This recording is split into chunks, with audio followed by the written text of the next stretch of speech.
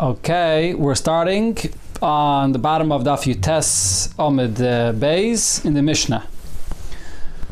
Zok the Heilige Mishnah.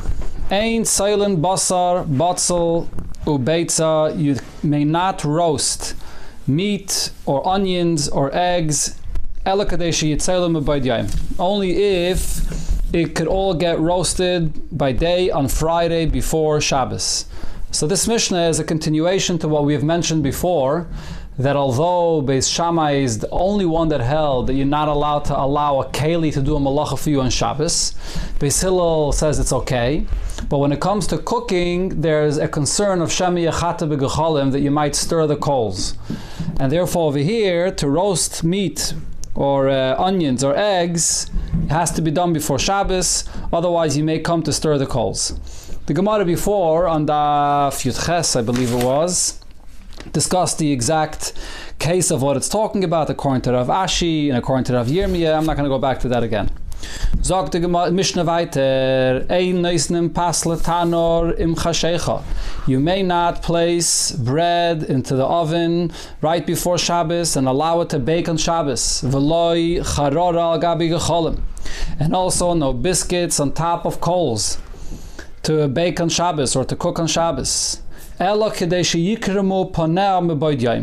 Unless there's a crust on the top of it from Friday before it's Shkia. Rabbi Lazar says, it has to be crusted on the bottom part. Then you're allowed to cook it then you're allowed to put it into the oven before Shabbos. The Gemara will explain exactly what the shit of Rabbi Lazar is. Sagt the Mishnah weiter, we learn a halacha b'nigeya to korban pesach. Okay, today is a Chodesh Nisan, so b'ashgacha pratis we learn a halacha b'nigeya to korban pesach. So what's the din? So mishalshelin es ha-pesach b'tanarim chashecha. You're allowed to place the korban pesach into the oven right before Shkia. So what we're talking about over here is when Pesach fell out on Shabbos and you have to roast the entire korban pesach the day before on Erev Pesach. So even though, like we just said, when it comes to cooking, you can't put it into the oven right before Shabbos or onto the stovetop right before Shabbos and to allow it to cook on Shabbos. But when it comes to korban pesach, you can roast the meat, place it into the oven to roast right before Shabbos and allow it to roast on Shabbos.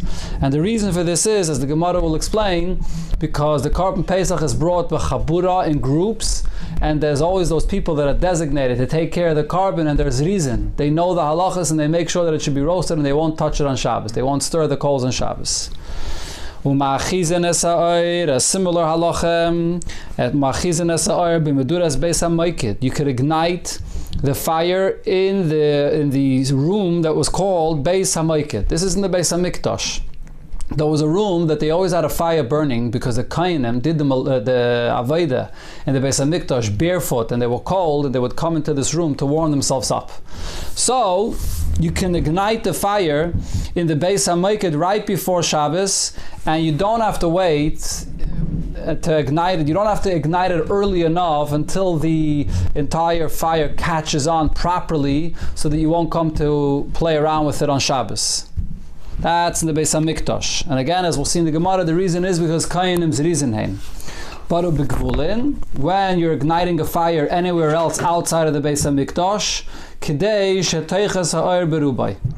You only are allowed to light the fire if it catches on fire properly, mostly, as the Gemara will explain what mostly means. If it'll mostly be caught on fire before Shabbos, then you're allowed. Again, because the point of here is if it doesn't ignite and catch on fire properly, then he's going to play around with it to fix it on Shabbos.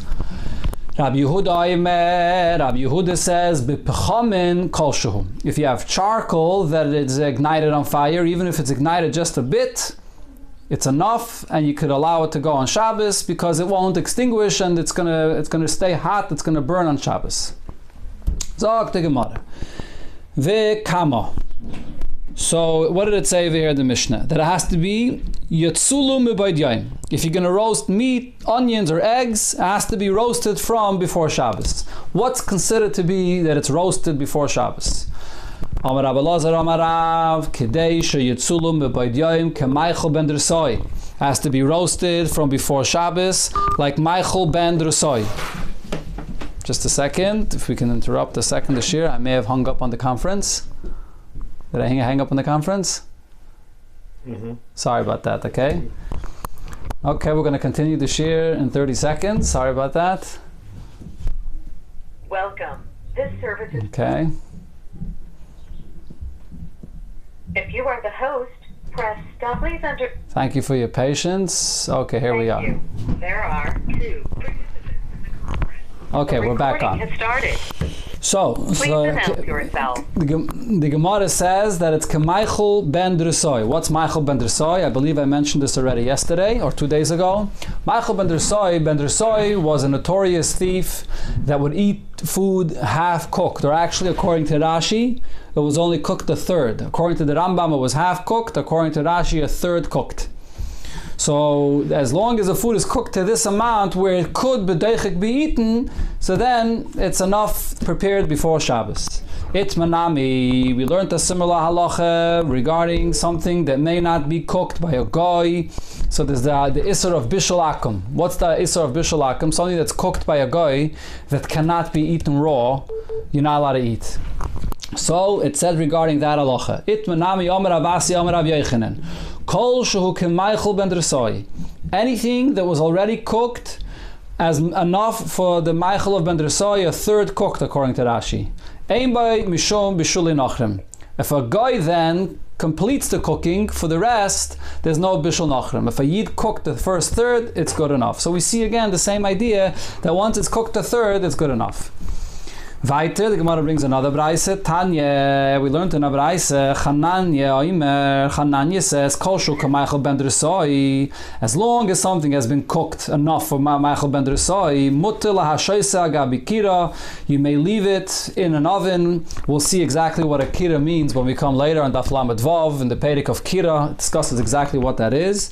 Va'afal pi she'ein grufo ktuma. Even if you don't shovel out the coals, or you don't cover the coals with ashes to extinguish the fire, you may leave it inside the oven if it's already cooked. This is the opinion of Chananya. As we'll see over there later in the Gemara, other Tanaim disagree with Chananya. We'll discuss it by Arichas later. The Gemara is bringing this up over here just to point out another case where we see the concept of Michael ben Drusoi, that once it's cooked to this amount, you can keep it on the fire without grufo ktuma. Grufo ktuma is also what's known today, the source of the concept of a blech, where you're going to cover the fire. We'll see Mitzshem the halachas more later on the Flamed Vav. So what did it say in the Mishnah? You're not allowed to place bread into the oven unless, so the Tanakhama said, if it crusts on the top, and Rabbi Lazar said, if it crusts on the bottom. So the question now the Gemara is going to discuss is, according to Rabbi Lazar, when it says that it crusts on the bottom, what exactly that crust on the bottom mean? So let me remind you from what we learned on Daf Daled over here in Masechta Shabbos, how the ovens were in those times. They wouldn't just place the bread into a tray on the oven. They would place the bread and would stick it to the walls of the oven. So one part of the bread was stuck to the wall, and the other part of the bread was facing downwards towards the fire that was on the bottom. Many of those ovens were built like a cone-shaped oven. So one part stuck to the wall, and the other part of the bread is facing the bottom. Now the question is, when Rabbi Lazar says when the bottom crust, what's considered to be the bottom? The bottom means that part of the bread that's attached to the wall of the oven, or does the bottom mean the bottom facing the fire, the bottom of the oven? The question was asked, are we talking about this tachtein, the bottom part of the bread that's stuck to the wall of the oven, or we're talking about the bottom part of the bread, meaning that part of the bread that faces the bottom of the oven where the fire is? Toshama, we learned clearly in a Braisa, Rabbi Lazar Imer, Kadeshi Yikrimu Paneha Hamudubakim Betaner. Only when the part of the bread that's stuck to the oven crusts, then that's done enough that you're allowed to bake it in that way before Shabbos. So Rashi says that this is a chumrah of Rabbi Lazar, because the part that's stuck to the oven takes longer to cross than the part that's facing the fire. And therefore you have to wait a longer period of time. The next halacha we learned, Mishal Shalanas Pesach, you're allowed to put the korban pesach into the oven in order to roast, even though it's right before Shabbos. My time, what's the reason this is different? And for the Gemara, Mishum de B'nei Chabura Zrizin Hein. People of a Chabura are Zrizin, they know the halachas, and therefore they're not going to tamper with the flame and with the coals on Shabbos. Zok the Gemara, Ha lav hachi. Are you telling me if not for the fact that they are Zrizin, Loi, then they wouldn't be allowed, there would be a problem? But the master has said, and we learned this before on Daf Yud Ches, Gadya, a goat meat, Bein Shorik, whether the oven is insulated, Bein Loi Shorik, whether it's not insulated, Shaper Dami. This is a kind of meat which is very soft, and the draft that enters into the oven is going to ruin the meat. It's very sensitive to it, and therefore you're not going to open the oven. That's what we learned before. And for the Gemara, there's a difference. Hasam mintach. There we were talking about a case. How does the person usually roast meat? He cuts it up into pieces. But hacha loy mintach. The korban pesach had to be roasted all together. Roishel, kirbay, krav. All the parts of the animal had to be roasted together. That's the chiddush of the korban pesach. So over here, even if a draft would come in, it wouldn't ruin the meat. So the person may open the oven to see what's going on. So therefore we have to have the reason of Zrizin Hein. That because there are people in the group that are Zrizin, they'll make sure that nobody touches the fire. Just that a Chagav, because it's Chodesh Nisan, that is Chodesh Nisan today, we're talking about the korban pesach, that it has to be roasted all together. Roishoy, kirboi, and krav. The head and the innards, the stomach and the feet, everything all together has to be roasted as one. The Rebbe in a Michtav Klali for Pesach explains by Arichas the chiddush of this Indian, that this is the only time we find that it has to be roasted all together and be eaten later, is because the korban pesach, the idea of korban pesach is the dilug, the koyach of dilug that takes eaten out of Mitzrayim, out of Mitzarim Megvulim. The idea of roasting all different parts of the animal together, what that symbolizes is that a person has to bring the koyach of dilug of the korban pesach from the head to kirboi to krav, all parts of the body, meaning all koyches of the person should be consumed and elevated and part of this korban pesach, not separately associated one from another. The person has to bring the hashpah of the pesach and everything together to be roasted and eaten.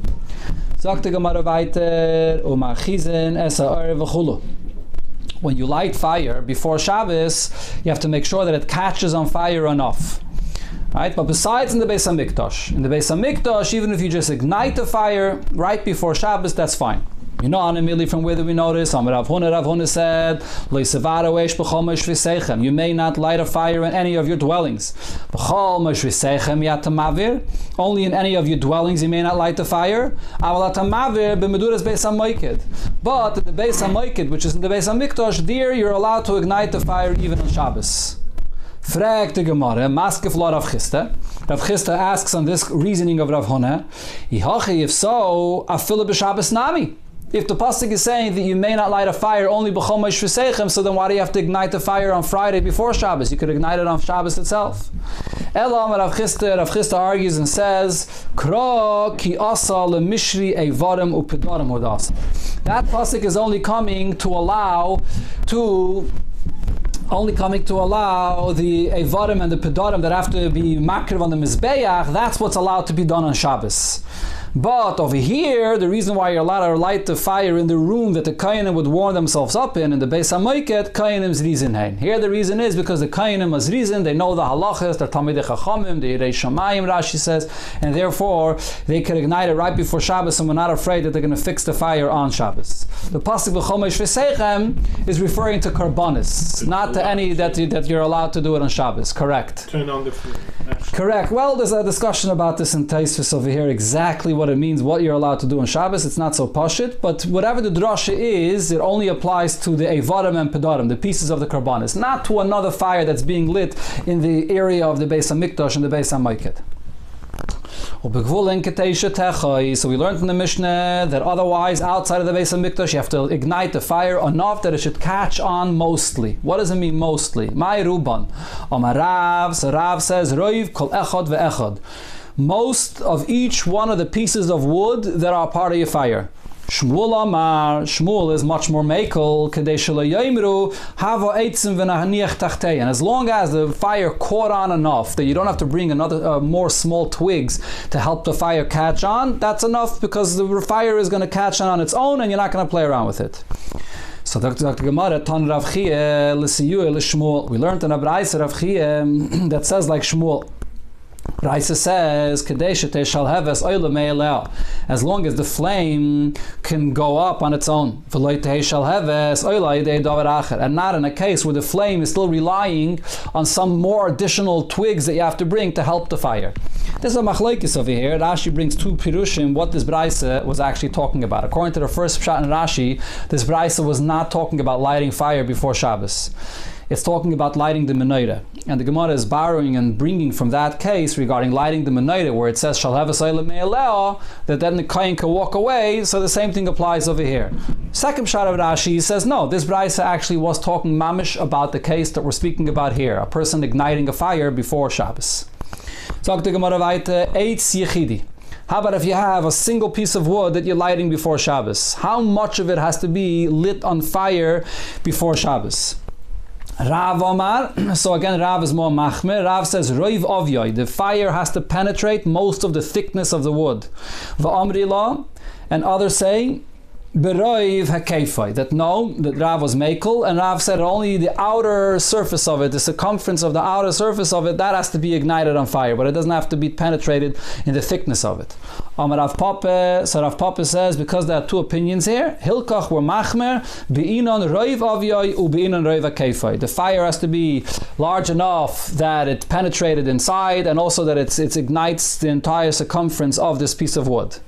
Ketanoi, we could see that this is a machlokes in a brayse, because in a brayse it says, Rab Chia Omar, Rab Chia says, the Bach is guided here, Achi Shachis Ha'etz Mimelechas Uman. It has to be, the fire has to go penetrate so deeply that it can't be used for a craftsman anymore. Rabbi Yehuda ben Beseira, so that's when the fire penetrates in the thickness of the piece of wood. Rabbi Yehuda ben Beseira Omer, as long as the fire surrounds the whole piece of wood from both sides, even if it doesn't penetrate inside. Although we don't have a proof to this opinion, but we do have a zeicher that we can bring from a pasuk. Pasuk says, and this pasuk is being used as a metaphor on Klal Yisrael, as shnei ktsaisav achla ha'esh, on two sides the fire surrounds it, and on the inside, if that happens, and on the inside it's also parched, could it be used for any work? So from here we see, once the fire surrounds from both sides and it can't be used for work anymore, it's completely parched. So this is the zeich, even though it's just a metaphor on Klal Yisrael, it's a different inyan, but we can see this idea here. Now, because the Gemara brought up this inyan of a fire and on a piece of wood, so it brings another pasuk and teaches it. A similar idea. V'ha'ach lefanov mevaeres, and there was a ach that was burning in front of him, in front of the king of Tzidkiyahu. This is again in the Nevuah. It's all a metaphor for Klal Yisrael, for the Beis HaMikdash. My ach. What is this ach that was burning in front of the king? Amar Rav, so Rav says achvene. Ach is achvene. What are achvene? Achvene are the aravis. Shmuel Amar, Shmuel says eitzim shenidleku ba'achvene. We're talking about pieces of wood that you ignite them on fire in brotherlyhood, because you bring a lot of twigs of wood together, and that's how you light them on fire. The Gemara brings a short incident regarding what we said about aravis, that aravis are called achvene. There was a person that announced and said, Man boy achvene. Who wants to buy achvene? And what was those achvene? We saw that he had aravis to sell. So we see that aravis are called achvene. This is an inyan that's quoted in all the Sukkos Maimarim that bring up the significance of the Dalad Minim. Why dafka were these Dalad Minim chosen? And all Dalad Minim grow in a way of achtos. And this is the Gemara that's quoted beneged to the aravis, that aravis grow in a brotherlyhood. If you see the way aravis grow, all other trees, so there's the big trunk on the bottom of the tree, and then the branches grow on the top and they separate away from each other.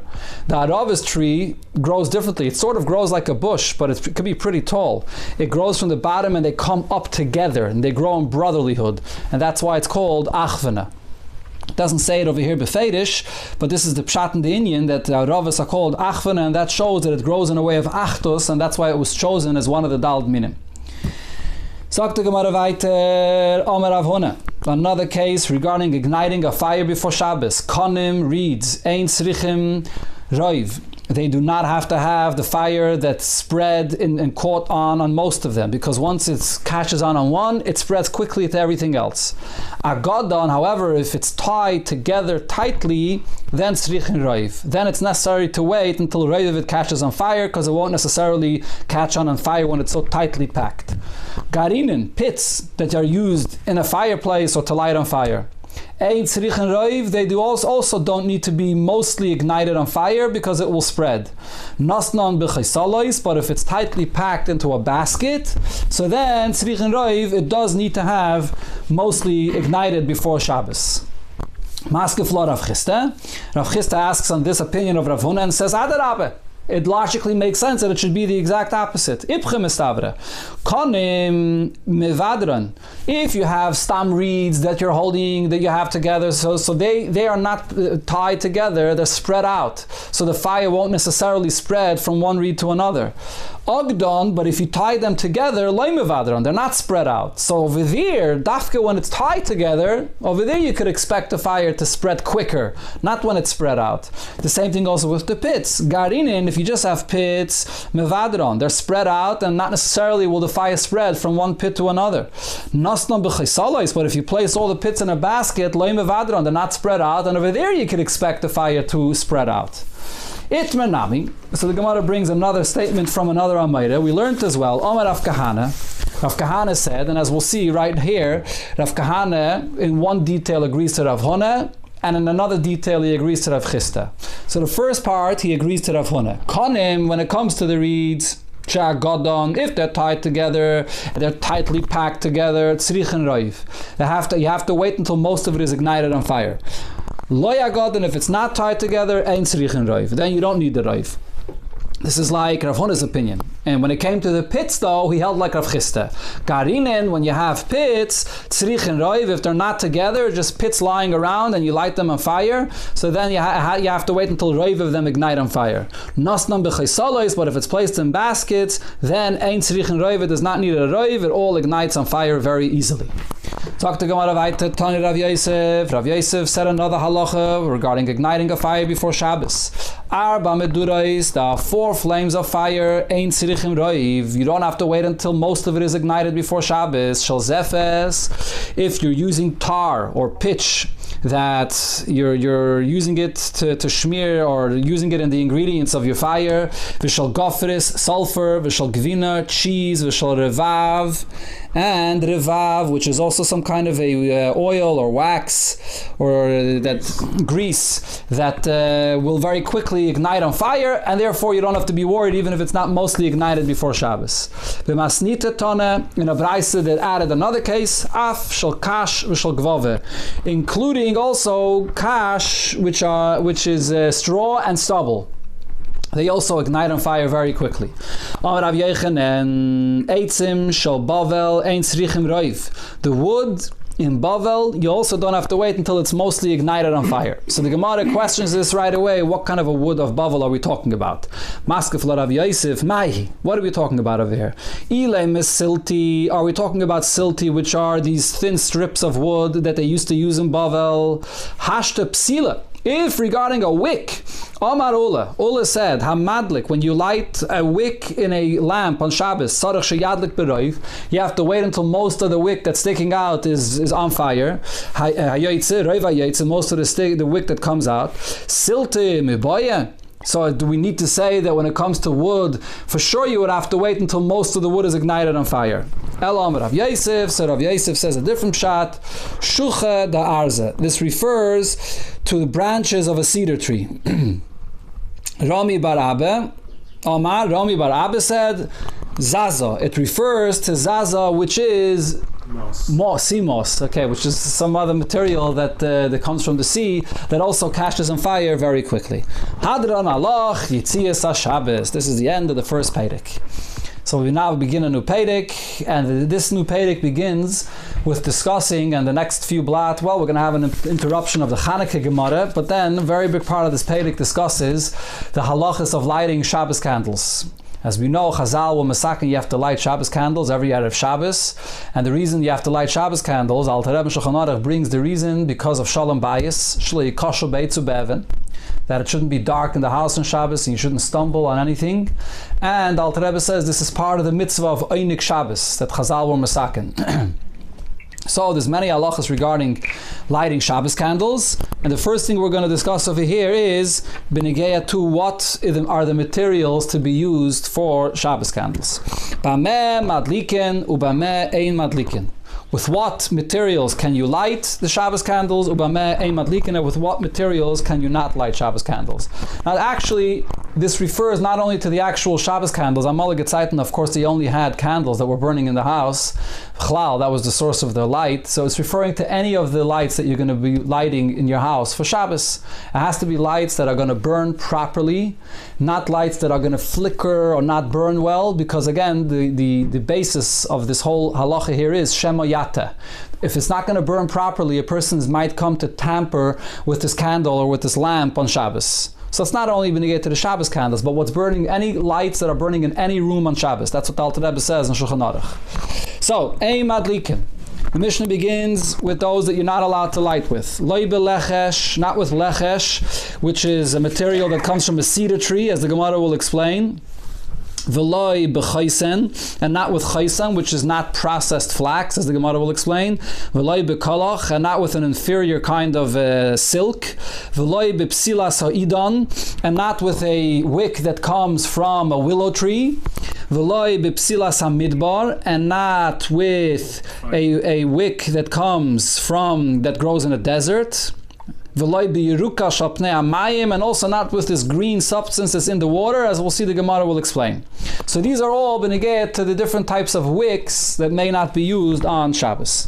V'loi now b'negei to the fuel.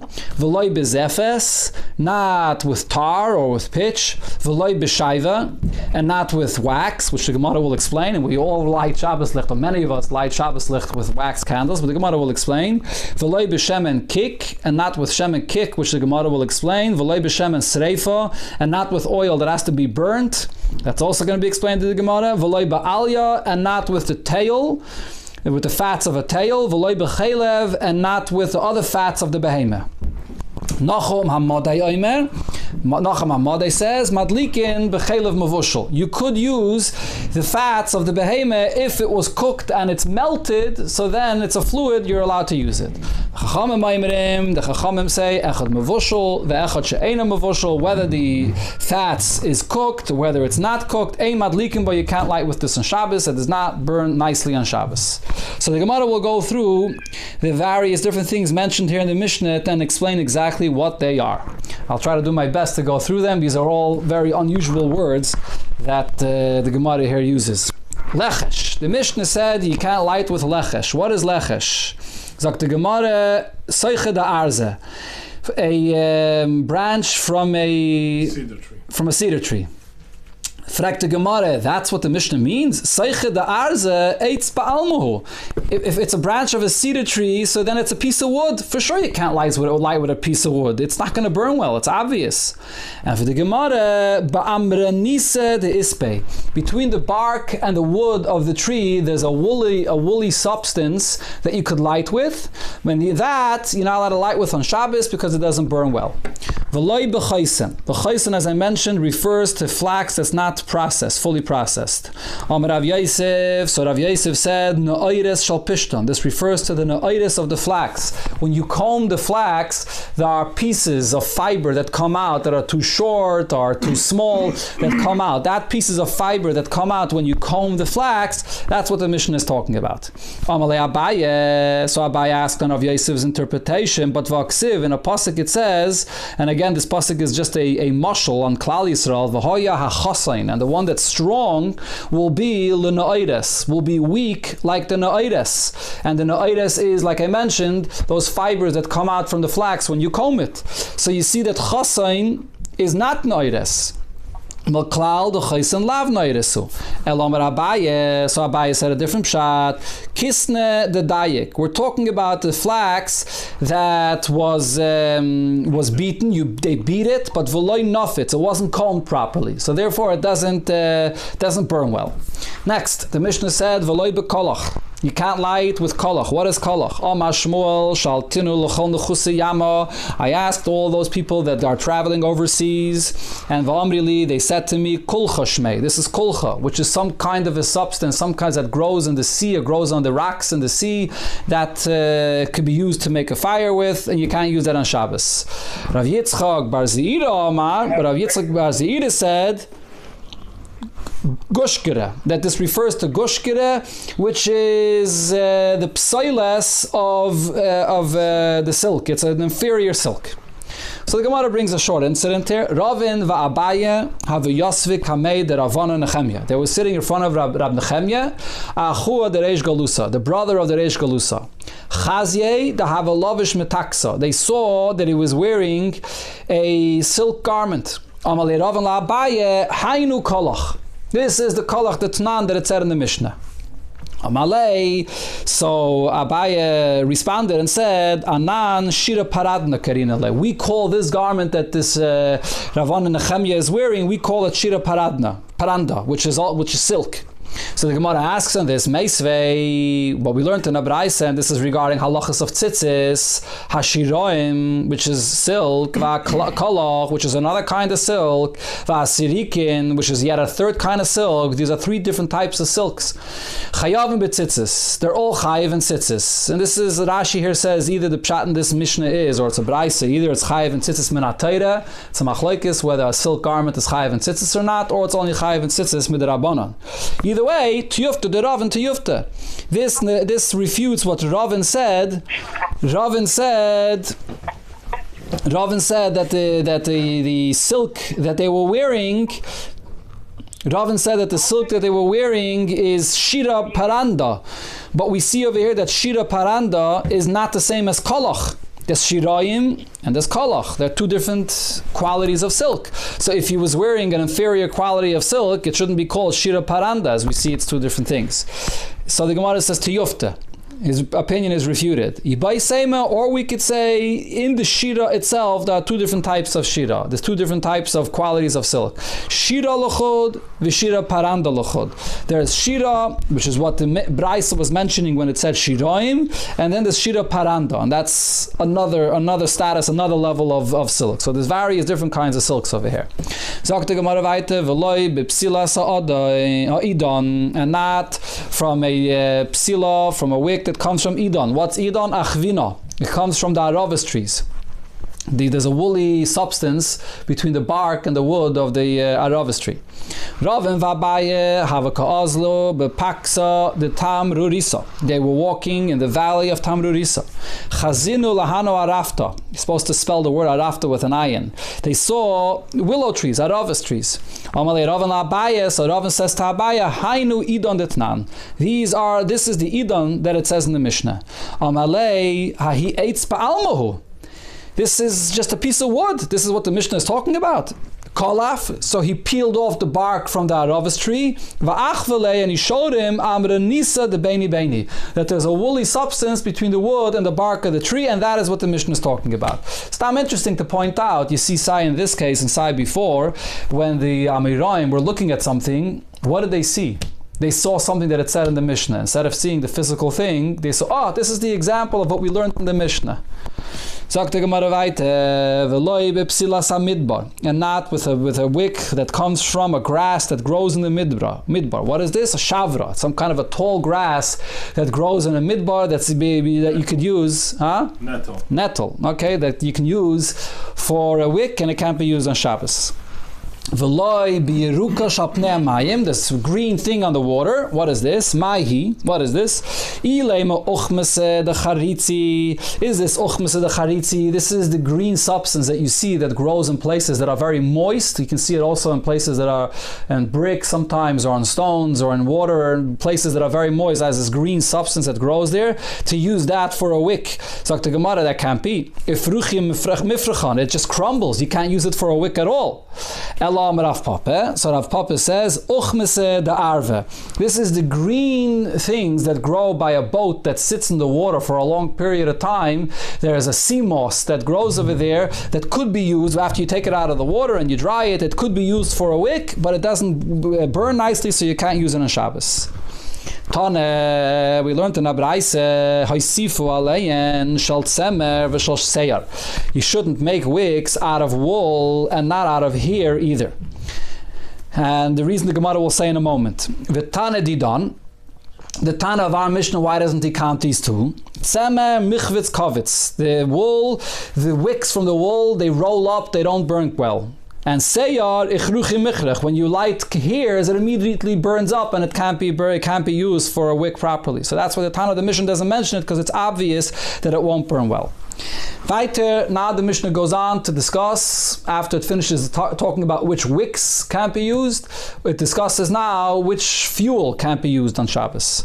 The loib is Ephes. So what is Ephes? Ephes is Ifsa. This is tar or pitch. Shaiva, what's Shaiva? It said in the Mishnah, Kirusa. Wax can't be used either.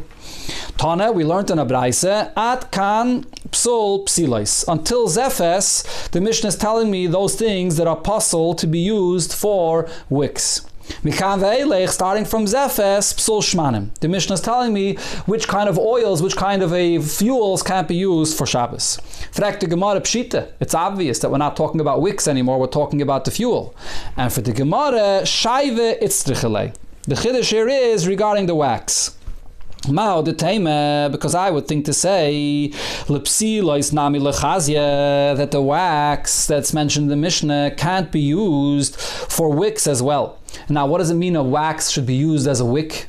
So both Rashi and the first Pshat and Tosfos over here say that this refers to the candles, the way we use wax today. There's two ways you could use wax. You could either take pieces of wax and throw it into a keli and make a lamp out of it, and that's when wax is being used as a fuel. But then you have wax that's used in a candle, where you take the wax and you melt it tight together to a wick, and that's what we're talking about over here when it says that the psilois, that the shaiva, that is, the wax, is being used as psilois. So I would think to say that even when you use the wax in a candle, nami loy chazia, that it's also shouldn't be used. Kamash malan, therefore the Braisa that comes to clarify that when it's said in the Mishnah the wax, it only refers when a person takes pieces of wax and throws it into a keli for a lamp, but not the wax that's made in a candle. That's what Rashi says over here. Kamoisha ono oisen, Rashi says this is the way we light, this is what we use today. We light regular candles that are made with wax, and that's not a problem. Omar Rami bar Ovin said, Itrana psalta de zifta. Itrana, which is the psiles that comes out of the tar, is and shaive, and also wax, which is psalta de duvshe, that comes from the honeycombs, and there's wax that you can take out of there, is that's what they are. That's what he said. He's telling you what they are. So the Gemara wants to understand why is he telling you exactly what these things are. That itrana comes from from the tar, and shaive comes from the bee wax. Why are we saying this? And for the Gemara, the only reason that he's mentioning this is for purposes of sale or commercial purposes. When you are buying something from someone, you make up with him that you're going to buy from him wax, or you're going to buy from him itrana. You want to know exactly what this substance is, what it is that you're buying, so therefore he tells you what it is, and it's negeya from mekach or memker. Okay, Atkan, this is the Gemara for today. Hatzlacha Rab, everybody and everything you do, and a good Chaydish, and it should be a Chaydish Shal Geula, and Nissim and Refuas for everybody.